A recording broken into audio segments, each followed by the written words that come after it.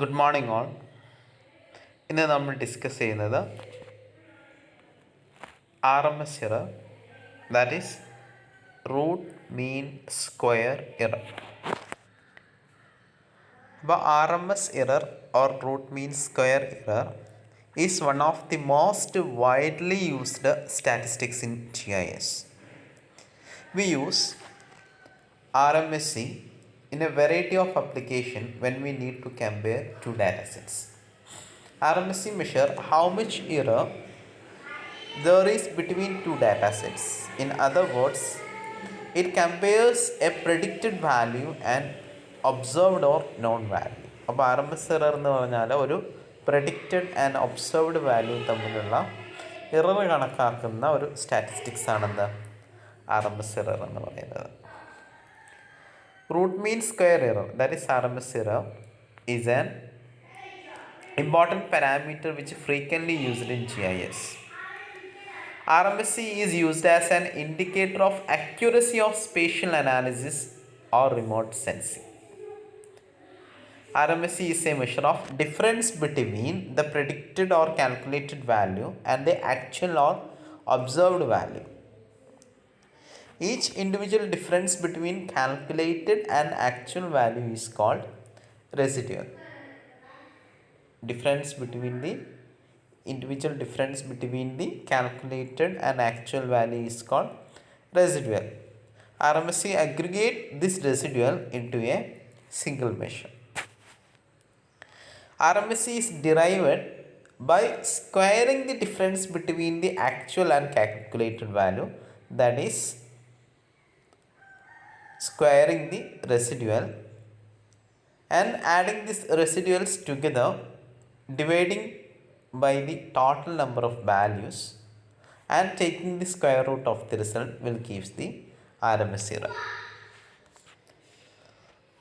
For example, we can compare a LIDAR observation point with a surveyed ground measurement. That is, observed values, surveyed ground measurement, and predicted value is LIDAR elevation. If we have to compare these values, just we have to take this RMS error.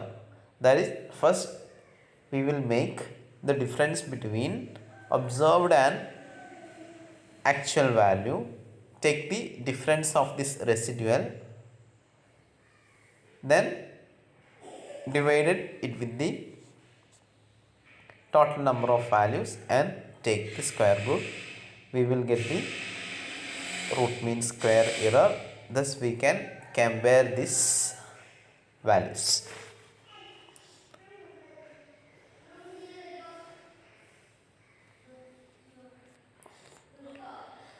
RMSE error, the equation for RMSE error is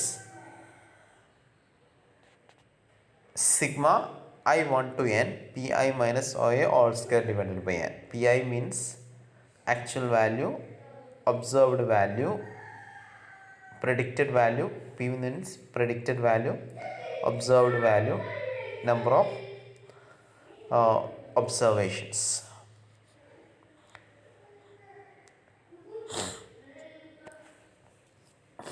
This is the equation for RMS error. That is, take the difference between each individual values between predicted and observed and take the square root divided by total number of values and take the square root of the value. We will get the RMS error.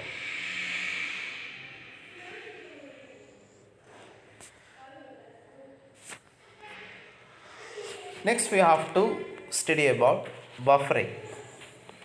Buffering is a GIS procedure by which zones of specified radius or width are defined around a selected feature or raster grid cell. Vector implementation involves expanding selected features or producing new surrounding features.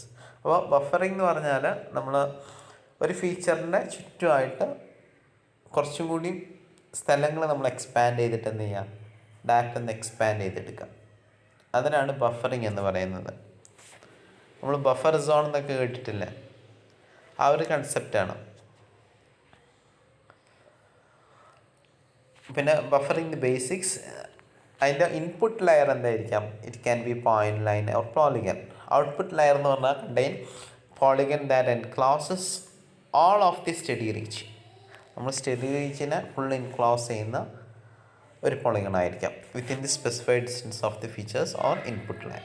ഇതിൻ്റെ examples ആണ് areas within the 5 kilometre of hospital. നമുക്ക് ഒരു ഹോസ്പിറ്റലുണ്ട്, അതിൻ്റെ ചുറ്റുമുള്ള ഒരു 5 kilometre റേഡിയസിലുള്ള area കിട്ടണമെങ്കിൽ we have to buffer by 5 kilometre എന്ന് കൊടുത്താൽ ഇങ്ങനെ കിട്ടും. ഇതാണ് അതിൻ്റെ ബഫറിങ് എന്ന് പറഞ്ഞാൽ. പിന്നെ ഏരിയ വിത്തിൻ 1 കിലോമീറ്റർ, ഇതൊരു റിവർ ഉണ്ട്, അപ്പോൾ 1 കിലോമീറ്റർ, അപ്പോൾ ഇപ്പുറത്തുള്ള 1 കിലോമീറ്റർ, ഇതൊരു ബഫറിങ് ആണ്. പിന്നെ ഒരു ലേക്ക് ഇതാണ് ഒരു ലേക്ക് എങ്കിൽ, അപ്പോൾ area within the 1 kilometre 10 kilometre of line, അപ്പോൾ ഇതാണ് അതിൻ്റെ ഒരു ബഫറിങ് വരുന്നത്.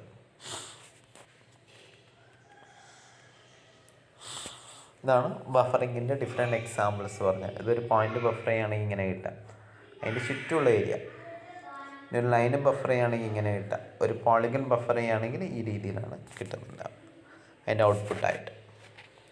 പിന്നെ എക്സാമ്പിളായിട്ട് പറയുകയാണെങ്കിൽ a disposal site cannot be located within the half miles. നമ്മൾ ഒരു വെല്ലിൻ്റെ ചുറ്റും ഒരു ഹാഫ് മൈലിന് ചുറ്റും വേസ്റ്റ് ഡിസ്പോസൽ ഒന്നും പാടില്ല എന്ന് പറഞ്ഞിട്ട് നമുക്ക് കൊടുക്കണമെങ്കിൽ എന്ത് ചെയ്യണം?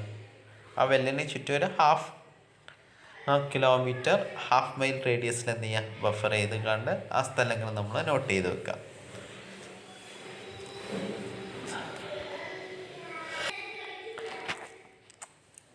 നെക്സ്റ്റ് ഫംഗ്ഷനാണ് overlay. Overlay is A GIS operation that superimpose multiple datasets and representing different themes together for the purpose of identifying relationship between them. An overlay creates composite map by combining geometry and attribute of the input datasets. Tools are available in most GIS software for overlaying both vector and raster data. Vector overlay. Feature overlays from vector data are created when one vector layer, that point lines or polygons, is merged with one or more other vector layer covering the same area within the point lines or polygons. A resultant new layer is created that combines the geometry and attribute of the input layer. An example of overlay with the vector data would be taking a watershed layer, laying over it a layer of counties. The result would be show the parts of each watershed are in each county. അപ്പോൾ overlay എന്ന് പറഞ്ഞാൽ നമ്മൾ different data sets super impose ചെയ്തിട്ട്, അപ്പോൾ ഒന്നിന് മുകളിൽ ഒന്നിൽ വെച്ചിട്ട് എന്ത് ചെയ്യാം? അതിന് പുതിയൊരു ഡാറ്റാ സെറ്റ് ഉണ്ടാക്കാം. അതിനൊരു എക്സാമ്പിളായിട്ടാണ് ഇവിടെ പറഞ്ഞിട്ടുള്ളത്. നമുക്ക് ഓരോ ഡിഫറെൻറ്റ് കൗണ്ടീസ് എന്ന് പറഞ്ഞാൽ സ്റ്റേറ്റ്സ് ആണ് ഉദ്ദേശിക്കുന്നത്. അപ്പോൾ ഓരോ ഡിഫറെൻറ്റ് സ്റ്റേറ്റ്സിലുള്ള വാട്ടർ ഷെഡ് നമുക്ക് കിട്ടണമെങ്കിൽ ആദ്യം വാട്ടർ ഷെഡിൻ്റെ ഒരു ഡാറ്റ ഉണ്ട്, അത് നമ്മൾ കളക്ട് ചെയ്യും. പിന്നെ കൗണ്ടീസിൻ്റെ ഡാറ്റ ഉണ്ട്. ഇത് രണ്ടും കമ്പോസ് ചെയ്താൽ, ഈ സൂപ്പർ ഇമ്പോസ് ചെയ്താൽ നമുക്ക് എന്ത് കിട്ടും? We will get parts of water shed in each county or States നമുക്ക് കിട്ടും. അപ്പോൾ ഡിഫറെൻ്റ് ആയിട്ടുള്ള ഡാറ്റാ സെറ്റ്സ് എന്ത് ചെയ്യുക? കമ്പൈൻ ചെയ്തിട്ട് നമ്മൾ അതിൻ്റെ റിലേഷൻഷിപ്പ് കിട്ടാൻ വേണ്ടി ഒരു പുതിയ സൂപ്പർ ഇമ്പോസ്ഡ് ഡാറ്റ ഉണ്ടാക്കുന്ന പ്രോസസ്സിനെയാണ് എന്ന് പറയുന്നത് ഓവർലേ എന്ന് പറയുന്നത്. ഇത് ഓവർലേൻ്റെ വേറൊരു എക്സാമ്പിളാണ്. ലാൻഡ് യൂസേജിൻ്റെ ഒരു ഡാറ്റ ഉണ്ട്, എലിവേഷൻ്റെ ഒരു ഡാറ്റ ഉണ്ട്, പാർസൽസ്, സ്ട്രീറ്റ്, കസ്റ്റമേഴ്സ്, ഇതെല്ലാം സൂപ്പർ ഇമ്പോസ് ചെയ്തിട്ടുള്ള ഒരു ഡാറ്റയാണ് ഇവിടെ കാണിച്ചിട്ടുള്ളത്. ഇനി polygon overlay functions. Various GIS software packages offer variety of polygon overlay tools, often with differing names. Of this, the following three are used commonly for the widest variety of purpose. Overlay functions ആണ് നമുക്ക് മൂന്നെണ്ണമാണ് മെയിനായിട്ട് ഉപയോഗിക്കുന്നത്: intersection, union, subtract. ഇതെല്ലാം നമ്മൾ ഈ functions എല്ലാം നമ്മൾ ഇതിൽ മാത്തമാറ്റിക്സിൽ പഠിക്കുന്നുണ്ട്. സബ്സെറ്റ്, സെറ്റിലൊക്കെ നമ്മൾ പഠിക്കുന്ന കുറച്ച് ടൂൾസാണ്. Intersection എന്ന് പറഞ്ഞാൽ where the result include all those polygon parts that occur in both input layer and all other parts are excluded. Both ആയിട്ട് വരുന്നത് ഇൻ്റർസെക്ഷൻ എന്ന് പറഞ്ഞാൽ അതിൽ ഇൻ്റർസെക്റ്റ് ചെയ്തിട്ട് വരുന്നത്, അതാണ് ഇൻ്റർസെക്ഷൻ. ബോത്ത് രണ്ട് ഡാറ്റ സെറ്റിലും മാത്രം വരുന്ന കാര്യങ്ങൾ. ഇറ്റ് ഈസ് റഫ്ലി analogous to and in logic and multiplication in arithmetic. Logic ഗേറ്റിലെ ആൻഡ് എന്ന ഭാഗത്തിൽ. യൂണിയൻ എന്ന് പറഞ്ഞാൽ വേറെ result include all those polygon parts that occur in either A or B. എയിലോ ബിയിലോ ഉള്ള സാധനങ്ങൾ വരുന്നത്. So is the sum of all parts both A and B different from the identity in their individual layers are no longer identified. It is roughly analogous to OR logic and addition in arithmetic. OR logic, logic settle OR എന്ന് പറഞ്ഞിട്ടുള്ള ലോജിക്കാണ് വരുന്നത്, മറ്റേതിൽ and ആണ് intersection വരുന്നത്. Subtract എന്ന് പറഞ്ഞാൽ also known as difference or erase, where the result includes only those polygon parts that occur in one layer but not in another. ഒന്നിലുണ്ട് മറ്റേതിലില്ല, ആ രീതിയിൽ. ഇറ്റ് ഈസ് റഫ്ലി analogous to and not in logic and subtraction in arithmetic. അപ്പോൾ ഈ 3 polygon functions ആണ് മെയിനായിട്ട് ഓവർലേക്ക് ഉപയോഗിക്കുന്നത്. Intersection, union, subtract. നമ്മളെല്ലാം ഈ സെറ്റ് എന്നുള്ള ഒരു ചാപ്റ്ററിൽ, മാത്തമാറ്റിക്സിൽ സെറ്റ് എന്നുള്ള ചാപ്റ്ററിൽ നിങ്ങളെല്ലാം പഠിച്ചിട്ടുണ്ടാകും, ആൻഡ് ഓർ സോറൊക്കെ. അപ്പോൾ ആ ഒരു രീതിയിലാണ് ഇത് വരുന്നത്. Reminder are less used often and is narrow range application. ബാക്കി പറയുന്നതൊക്കെ ലെസ് യൂസ്ഡ് ആണ്. It tool not available. If a tool is not available all of this could be derived from the first 3 in 2 or 3 steps. ഈ ഒരു tool ബാക്കിയുള്ള tools ഒന്നും available അല്ലെങ്കിൽ എന്ത് ചെയ്യുക, ഈ 3 ബേസിക് ടൂൾസ് വെച്ചിട്ട് എന്ത് ചെയ്യാം, ബാക്കിയുള്ള ടൂൾസ് എല്ലാം നമുക്ക് ഉണ്ടാക്കാൻ പറ്റുന്നതാണ്. അപ്പോൾ ബാക്കിയുള്ള ടൂൾസാണ് പറയുന്നത്. സിമെട്രിക് ഡിഫറൻസ് എന്ന് പറഞ്ഞാൽ also known as exclusive or XOR എന്ന് പറയും, which includes polygon that occur in one of the layer but not both. ഒരു ലെയറിൽ ബോത്തിലും ഇല്ലാത്തത്. And it can be derived as A union B subtract A intersection B or A subtract B union B subtract A. It is roughly analogous to XOR in logic. ഇനി identity എന്ന് പറഞ്ഞാൽ covers the extent of one of the 2 layers with the geometry and attribute merged in area where they overlap. It can be derived as A subtract B union A intersection B. ആ ഒരു രീതിയിലാണ് വരുന്നത്. A subtract B union A intersection B. ഇനി cover എന്ന് പറഞ്ഞാൽ also known as update എന്നാണ് പറയുന്നത്. It is similar to union in extent but in area വോ 2 layers overlap. Only the geometry and attribute of one of the layer is retained. It is called cover. ഒരു ഇതിൻ്റെ cover ചെയ്തിട്ട് ഒന്നിൻ്റെ മാത്രമേ എന്ത് ചെയ്യുന്നുള്ളൂ, റിട്ടേൺ ചെയ്യുന്നുള്ളൂ. Because it look like one layer is covering the other. It is called update because its most common usage is when the covering layer represents the recent changes that need to replace the polygon in original layer, such a new zone district. It can be derived as A union B subtract A ആണ് അതിൻ്റെ logic ഗേറ്റിൽ വരുന്നത്.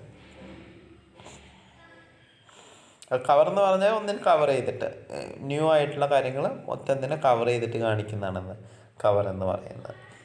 Clip എന്ന് പറഞ്ഞാൽ contain the same overall extent as the intersection but only retain the geometry and attribute of the one of the input layer. It is most commonly used to trim one layer by a polygon represent by an intersection of layer for the task. It can be logically derived as A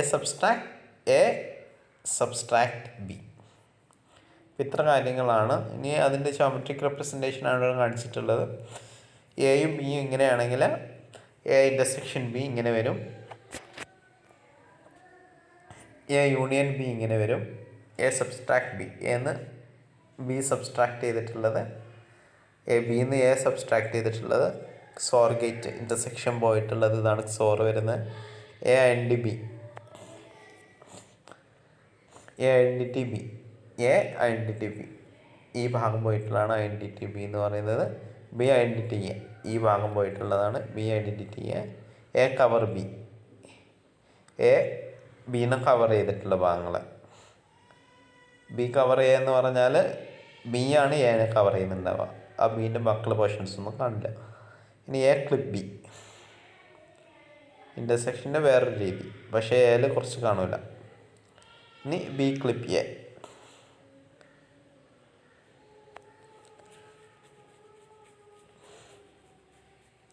അപ്പോൾ ഇന്ന് ഇത്ര കാര്യങ്ങളാണ് നമ്മൾ discuss ചെയ്യുന്നത്. നമ്മൾ ഏകദേശം നമ്മളെ module complete ആയിട്ടുണ്ട്. ഇനി നമുക്ക് GISൻ്റെ ആപ്ലിക്കേഷനാണ് പഠിക്കാനുള്ളത്. അതുകൂടി അത് നമുക്ക് എന്ത് ചെയ്യാം, we can discuss in the next class. അതോടുകൂടി നമ്മൾ ഈ മൊഡ്യൂള് കൺക്ലൂഡ് ആവുന്നതാണ്. അപ്പോൾ എല്ലാവർക്കും thank you. Have A nice day.